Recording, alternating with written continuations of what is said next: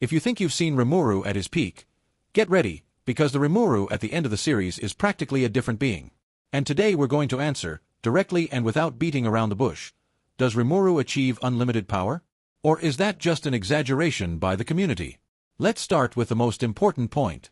The Rimuru at the end of the series is no longer just an evolved monster.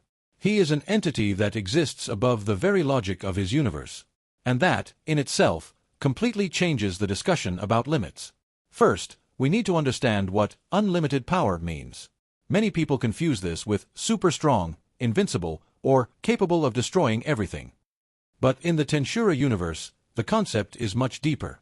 Unlimited power is when a character ceases to be just an individual and becomes a principle, a force that no longer depends on body, time, space, or reality. And as absurd as it may seem, Rimuru really comes dangerously close to that. At the end of the story, he is no longer limited by physical form.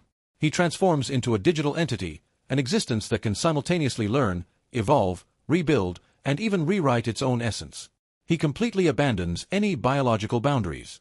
It's as if Rimuru ceases to be a character and becomes a living system of infinite possibilities. But then comes the question. Does this mean that Rimuru becomes limitless? The true answer, and the most interesting one, is he doesn't reach omnipotence, but he surpasses any limit that existed within the cosmology of Tensura. Rimuru is not Veldanava. He is not the primordial entity that created everything. And he doesn't dominate all levels of existence as an absolutely omnipotent being would. However, what he becomes is something extremely rare in fiction. A being that continues to evolve even after the end of history. And this detail changes everything. Because Rimuru no longer has a ceiling. There is no longer a defined limit. His growth doesn't depend on training, battles, or biological evolution. Now, he evolves because his very existence allows it. He becomes capable of learning without restriction, manipulating abstract concepts, duplicating, rebuilding, expanding himself, adapting to any level of power, effortlessly confronting threats of universal scale, and, on top of that, doing all of this simultaneously.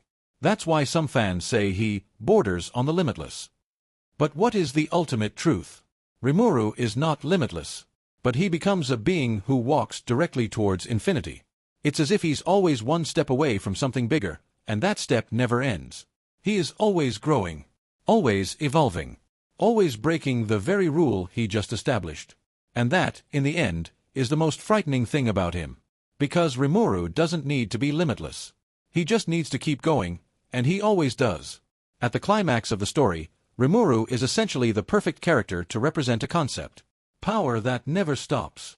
And when a character follows an infinite path of growth, even without officially being omnipotent, he becomes something so close to it that, ultimately, the difference hardly matters anymore.